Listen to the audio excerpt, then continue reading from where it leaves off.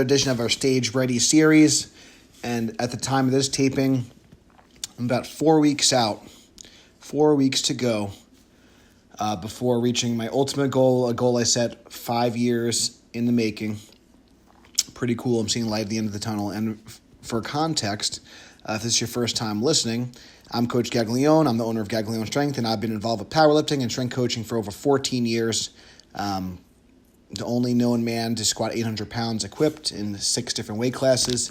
I've been as heavy as 340 pounds, and I had an all-time low-end weigh-in of 204 and change this week, so very, very happy about that. My weight's been fluctuating between 205 and 210, and I'm looking to be stage ready. I'm looking to compete at my first bodybuilding show on August 1st in Teaneck, New Jersey.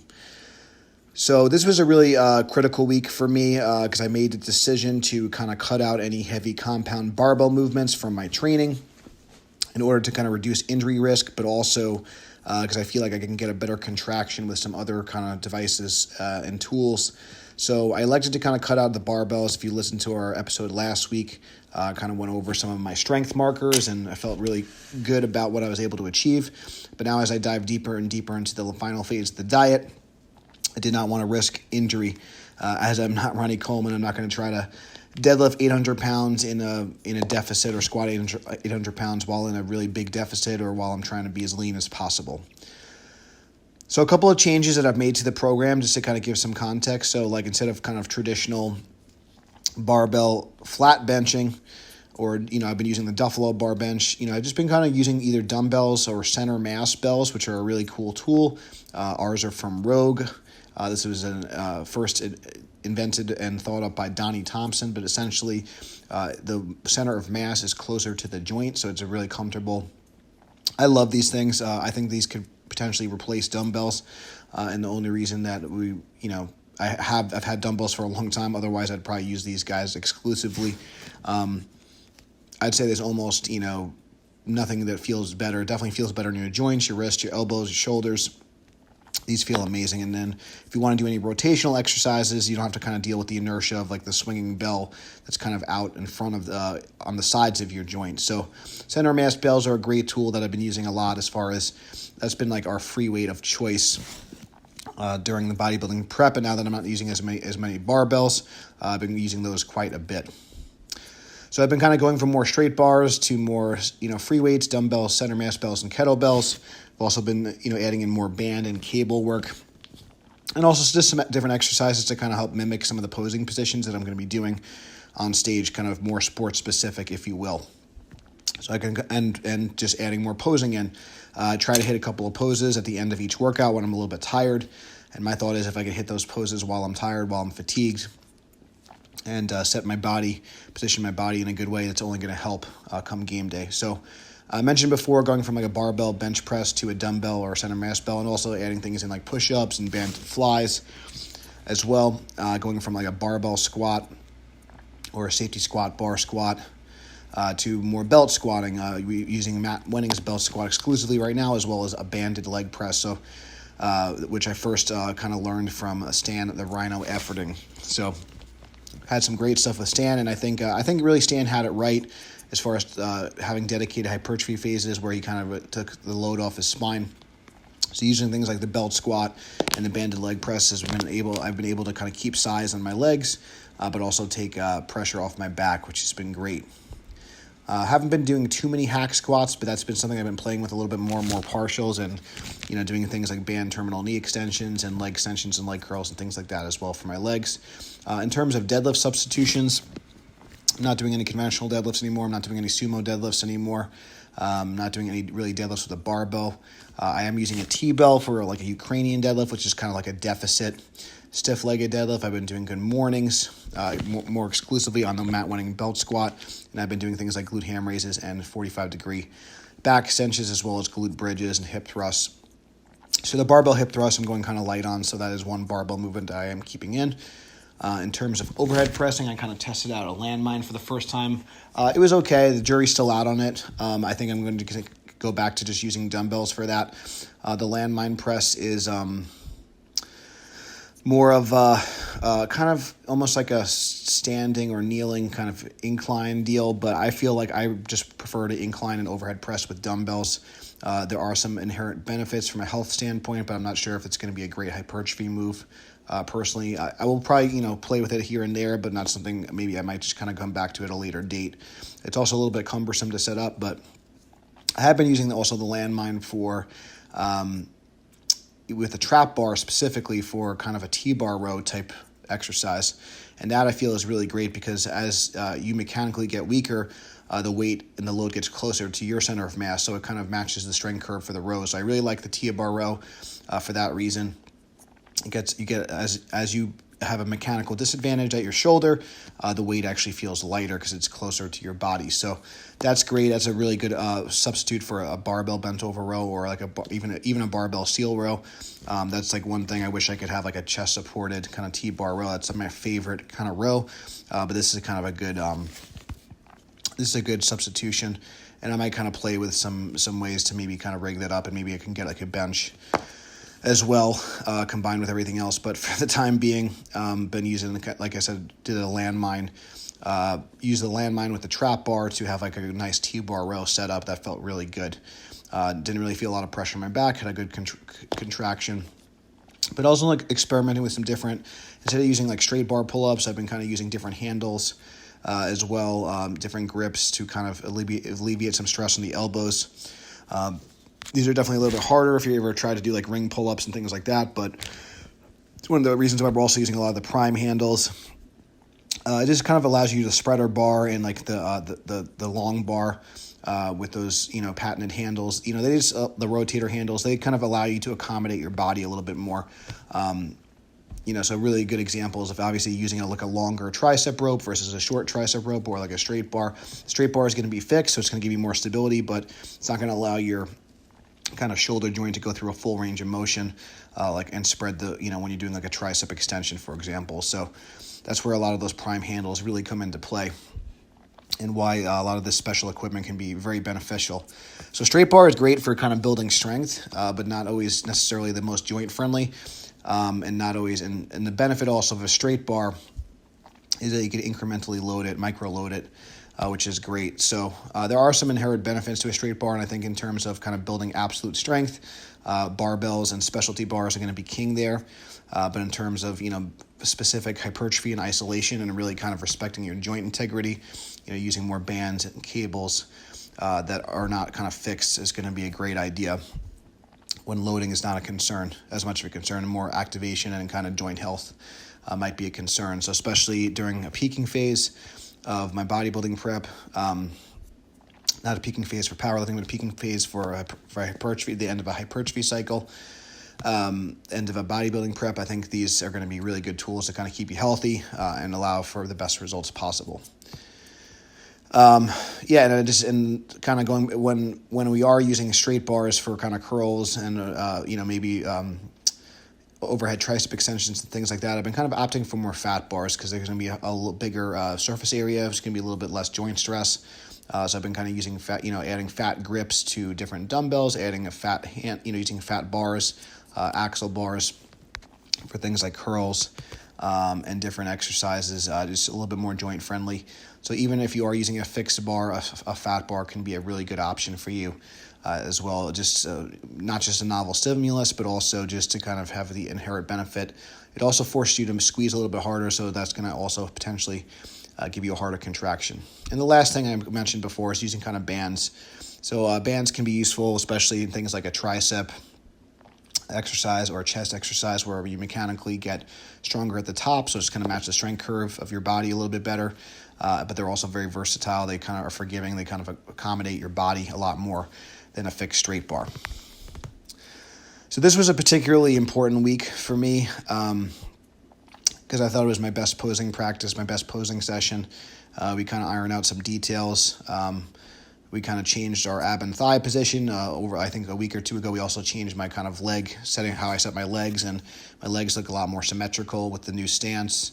So I didn't realize there was as much of an art to bodybuilding as there are, and I didn't know there was as much technique involved with posing and kind of presenting yourself than there is. So that's been a learning process.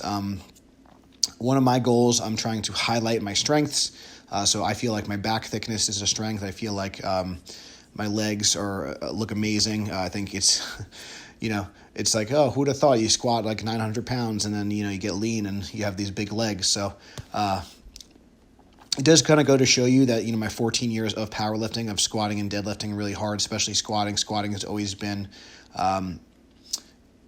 my coaches have always stressed the importance of squatting, even when I was training for athletics as a football player and a wrestler.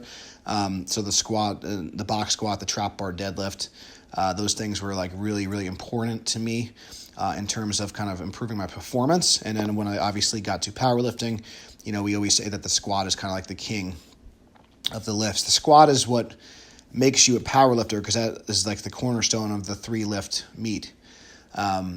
There are deadlift specialists, there are bench press specialists, but the squat is kind of what makes you a 3-lift lifter, and that would really what makes you a true power lifter in the eyes of the powerlifting community.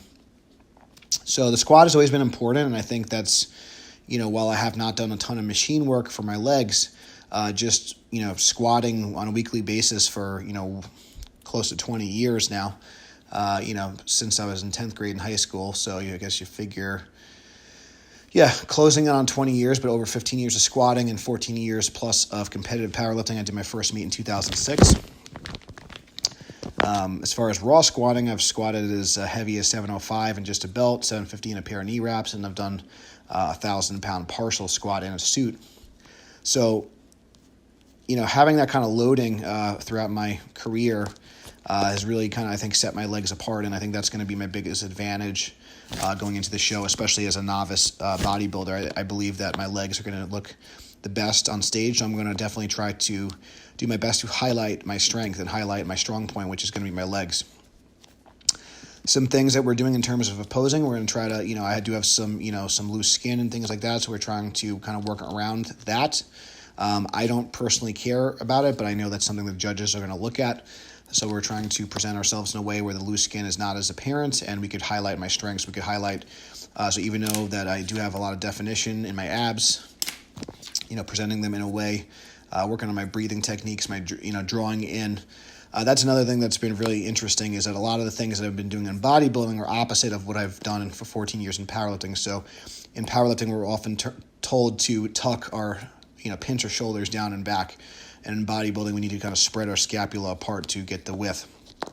In powerlifting, we want to keep our big toe rooted to the floor, and a lot of times I'm pulling my toe off the ground to kind of engage some of the muscles in the lower leg and, present my legs in a certain way. So, that's something different.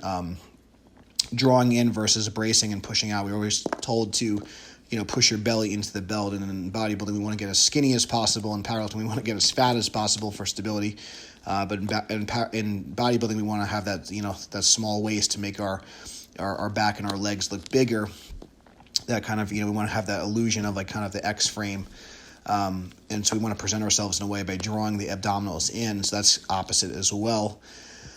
So it's still a brace, but it's just a different, drawing in versus pushing out is completely different. How you gain stability for like 1,000-pound squat is, you're really kind of trying to push your obliques out into the belt. You're trying to push your lower back into the belt. In bodybuilding, you're trying to flatten out your lower back to make your upper back look that much bigger and show some of the, the definition in your entire back area. So a lot of these things are different. They're opposite. So I have to kind of, change my brain and realize that this is a different sport. It's a different skill. And I didn't realize how much of a skill component there is to bodybuilding. And I have a lot more respect for the actual competition part of it. Again, I don't know. I'm not familiar with the judging as much as my coach Sean Cody is, but I would imagine that the presentation makes a difference. And you want to look like a professional out there, just like I give the advice, when you go to a powerlifting meet, you want to know the rules. You want to kind of show the judges that you kind of know what you're doing. You want to show the judges that you're prepared. And I believe, I will look like I'm prepared when I get on the bodybuilding stage. So the last, this was really cool because the last, the last 10 minutes or so of posing practice, we kind of went through kind of a mock meet, if you will, just kind of a mock, posing routine. So we started off with, our front relaxed position, and we went through all the relaxed poses. So we went through the front relax, which is kind of, and then, our side relaxed, Then you kept doing a quarter turns to your back relaxed position, and then back to the side. So that's just kind of presenting your general physique. And that's also kind of how you transition from pose to poses, into those relaxed positions, to my understanding. And then from there, we go back to the front relax once again, and then we're going to do we did a front double biceps pose. That is one thing I'm trying to really work on, is get the bicep peak to come out. So I'm doing a lot of things like with, supinating my arms a little bit more when I do my curls, doing more drag curls and things like that, to kind of get that bicep peak to come out. I do believe my shoulders have really come in nicely, because that was certainly a weak point with just some of my injury history. So I'm very, very excited that I feel like my shoulders and my chest are becoming also a strong point that can kind of, complement my legs.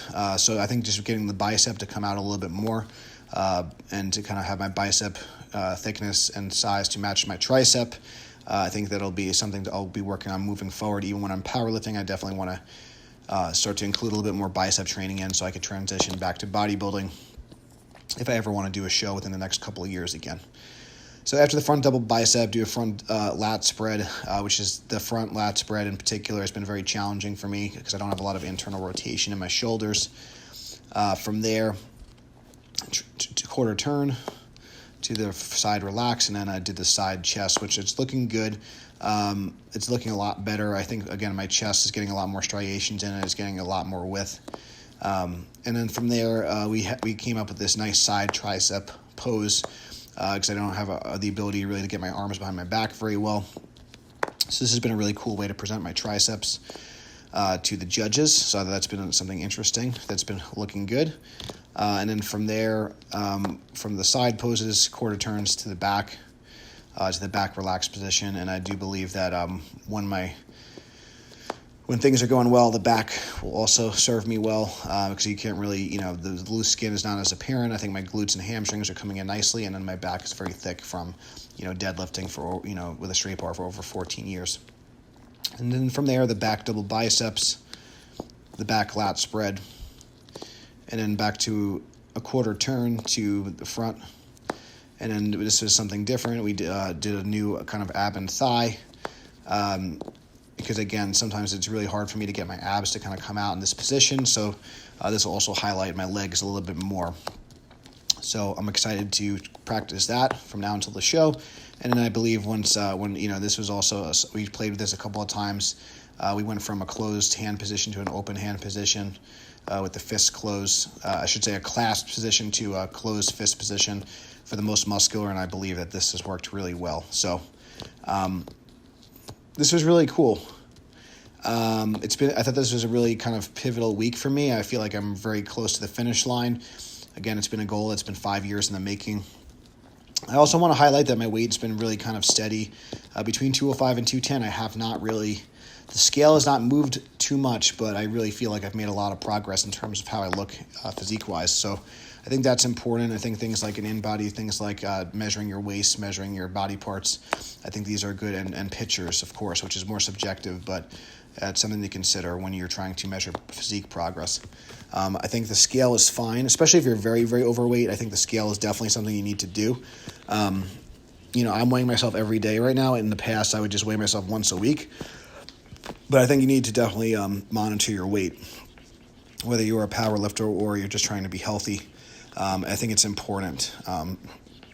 I don't think BMI is the most important thing, especially if you're carrying a lot of muscle, but I think a lot of big guys, I think they overestimate how much muscle they have and they underestimate how much fat they have. That's what I've kind of learned in my experience as someone who's, from like an in-body kind of measurement, I'm probably around like 11-12% right now. And at my heaviest, I was over 40% body fat, which is very, very unhealthy. So I'm very, very happy about that. I also do want to say that this is, as much as this has been a physical journey, this has been more of a mental, emotional, and spiritual journey, and I want to kind of showcase it's more about building the discipline, building the skills necessary. It's not about having a six-pack. It's really not. This, to me, is a mental challenge. I also want to show people what's possible because my genetics are definitely not designed to be a lean person. I'm not designed to be kind of a skinny or a thin kind of person for any means, but I do believe that we are capable of a lot more than you think. and I want to kind of inspire others to do great things. I want to inspire others to be healthier, to be strong, to be fit. And I also want to show a lot of those big powerlifters you can have a good, if you're chasing an all-time world record like Larry Wheels, that's fine. I think that, you're going to have to, if you want to compete at that highest level, you are going to sacrifice some health, especially when you're peaking for a contest. But I do believe for 99% of the people that are listening to this, that you can have a great combination of strength and health, performance and aesthetics, and just have a healthy, strong body. I don't think it has to be all or nothing. I do believe powerlifting and lifting should be part of your life, but it should not be the only thing. I think that you should be able to experience other things, and my hope is that I'm showcasing that. I'm showing people that you can have more of a balance. I don't think you can have ever true balance, but I think more of a balance. I think striving for balance is a good thing in terms of how you feel. Because, for me, I kind of made this post, and I think I truly believe it's the most important thing is how you feel about yourself internally. Your external appearance is one thing. Now, the thing is, I think you could be happy and a little chubbier, but you're gonna feel better at a certain kind of range. And I think there's a point where I'm gonna get really lean, and I'm not gonna feel as good about myself. I'm not gonna feel as physically good because I'm gonna be so depleted. So I think there is a sweet spot there, and I think that if we can kind of strive to kind of be there most of the time, maybe not all the time, because maybe sometimes we want to be a little leaner, just for whatever reason, and sometimes we might be a little fluffier because maybe for performance reasons. But I think if we can kind of live in that happy place, we will be happy with ourselves physically, we'll be happy with ourselves mentally, and I think we'll be able to accomplish a lot more in the long run. And if we have our health in mind and you're around longer, I think you can do more. So that is my hope with this whole Stage Ready series. That is my hope with showcasing this transformation for you all. So thank you guys for listening. If this helped you, please share it. Please check out the links if you want to support our program for the future of more content creation. If this was of value to you, you could also give our page a 5-star review on iTunes, on Google, and Facebook, and any other place you could find our business page. Every little bit helps spread the message of strength. So thank you guys so much for listening. And until next time, stay strong, and I'll see you soon.